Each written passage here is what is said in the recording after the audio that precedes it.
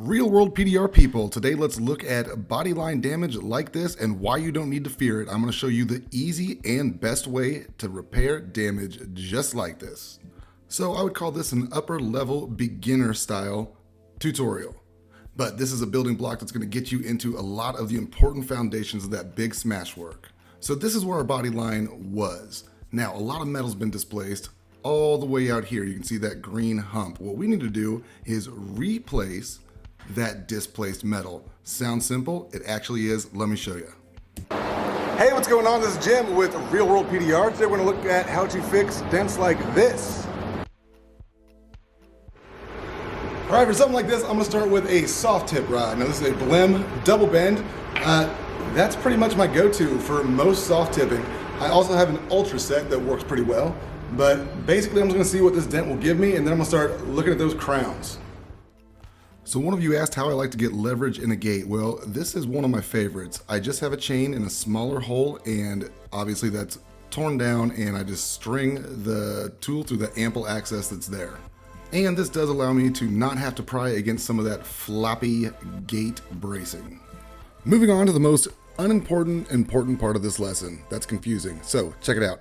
I am going to use that soft tip and I'm going to push this low that you see right out here. Now, why did I decide to push this low instead of start working that crown?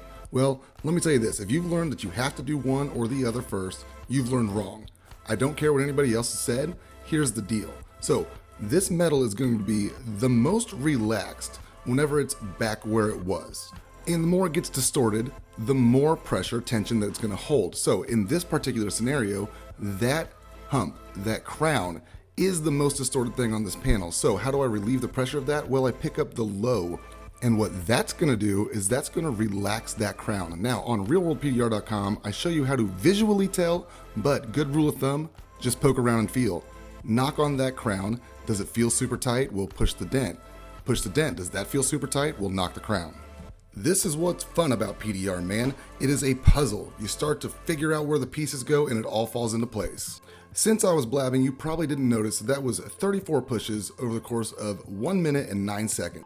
May not seem important now, but stay tuned towards the end of this video and it's gonna make more sense. Now honestly, that's it to start it out. I just need to get some metal moving to soften up those crowns. Now, whenever I start knocking them down, hopefully it's gonna catch it on camera. You'll see a lot of that metal flow back to where it's supposed to be. One thing I can't forget is this is on a body line, so I've got to make sure to reestablish that body line. And I like to do that before the 3/4, somewhere around right after the halfway point of the dent. That way you can get it nice and sharp. Otherwise it's going to look a little curvy to you. Okay, so here we are going to use a Craftsman tip on my hammer. Also, Amazon offers really nice knockoff Craftsman hammers that do the job wonderfully. I've actually been using Woody's here lately, and it's mine now. I've stole it. Go away, Woody.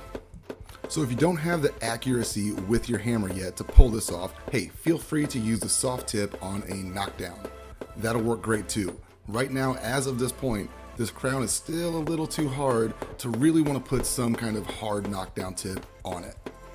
Now, the last piece of the puzzle was the most important part. This is the most important part. It's important, and that's important, so pay attention. We're gonna break this down a lot. You wanna see crown flow? This is crown flow. How important is crown flow? Well, I'm Jim freaking Mitchell. I got you some examples. Check it. So that short unsped up clip, we went from this to that. Look again, this to that, this to that. Now, I sped these clips up 20 times. Now check it out. Pay attention here and pay attention to what this crown does as it moves back. So that's displaced metal being replaced to where it came from. You're also gonna see plenty of movement here. So watch these. I think I do it 4 times sped up 20 times.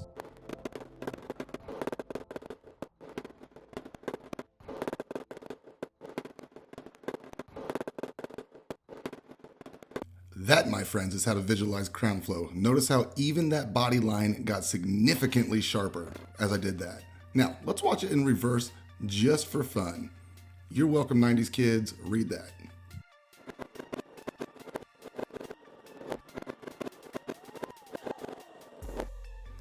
Okay, so that totally messes with my brain, but I enjoyed watching it a whole bunch of times. So let's watch it one more time. Now watch In this scenario, it's going back. All that damage is going backwards. Whoa.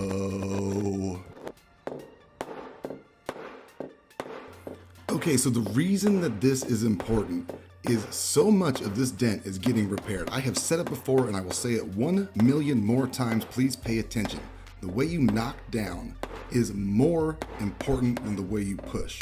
Pushing is sexy, I know. The pushing tools are the sexiest tools. But let me tell you what, if you are neglecting your knockdown game, your hammer work, you are screwing this thing up. This is the most important part of dent repair. When you get to the really large damage, you'll spend 70% or better of your time knocking down. So even here, it kind of happens slow in real time, so I'm gonna speed this up for you, but there's a lot of back and forth motion going. Now, this mini rock hill's got this flat tip that I really like for this. But let's check this out real fast. Whoa, whoa. So you can see that metal moving back and forth. Now I'm gonna switch my skis here and I'm gonna start using the knocker from Drew's Tools attached to a 50 cal from Dead on Dent Tools. Man, I really love that knockdown. It's really overlooked. It looks totally gimmicky, but it is super comfy in the hand. Definitely give that a peek. It's a 50 cal knockdown from Dead on Dent Tools. And soft tips and flat tips are what I prefer for moving crowns. You can't really get the same kind of motion with any other kind of tip. So here on my Carbon Tech hammer, I have another Dead on Dent Tools. That's the firing pin, and it is a knockdown tool, but I love it on my hammer, kind of just the inverse of the knocker tool, which is a blending tool that I like on my knockdowns. Remember, rules are for suckers and stupid people, so experiment with this, have some fun with it. Okay, so here I am just cleaning up, doing a little bit of, not the purest form of blending, but what you could call blending, because I'm using a blending hammer, basically just knocking down any kind of waves that were caused when this damage was created. Also, me myself personally, I have a tendency to overpush with soft tips. I know it's a thing that I do, so I always be careful about it. So any kind of overpushing that I caused, now's a great time to take care of it. But all in all, take a look at that texture, body line and everything. And there is not a whole lot. Why? Because I did what the dent wanted to do. It wants to work with you. You got to figure it out. Now, look at where we are. Now, remember earlier, that was 34 pushes in 1 minute and 9 seconds. That is legitimately all the pushing that has been done to this dent, and it already looks like this. So somebody please come have the nuts to tell me that knocking down, understanding crown flow, understanding pressures isn't entirely more important than knowing how to push. Here, I am only doing cleanup work. I am to the tuning, fine-tuning process, and I'm just now picking up another rod. That rod would be the Reaper rod, by the way, for those of you curious. And as you watch this, I am using some of those stand liner techniques with this Reaper rod. That's one of the reasons I love this thing so much. If you want to learn more about those techniques, head on over to realworldpdr.com. I'm uploading them fairly regularly. So let's go ahead and speed this video clip up 2 times because frankly, I'm sick of looking at it. It's so unimportant pushing at this point in this repair that, it just kind of is what it is. All I'm doing is I'm targeting any little micro lows I have in there. And then guess what I'm gonna do? I'm gonna clean up with a damn hammer and knockdown. Go figure. So what I would love for you to take away from this, especially if you're new, especially if you're worried about body lines, if you're worried about, anything over than your very, very beginner style dents. First things first, don't be. Get your dent map together. Now I've talked about dent maps a lot. I talk about it a lot, really in depth on realworldpdr.com, but get that together, understand the pressures at play, and understand all you are is a pressure neutralizer. That's what you do, man. And if you happen to be on realworldpdr.com, this is how I want you to look at every lesson.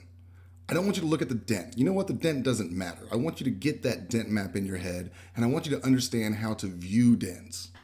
You are never going to have this exact dent. This one was unique to me. Even if it looks the same, it's never going to be exactly the same. It's never going to work the same, a slightly different material, whatever. But as long as you know how to approach a dent like this, as long as you have become a professional pressure neutralizer, hey, they all fall into this category. Sometimes there's just more of it, sometimes there's less of it.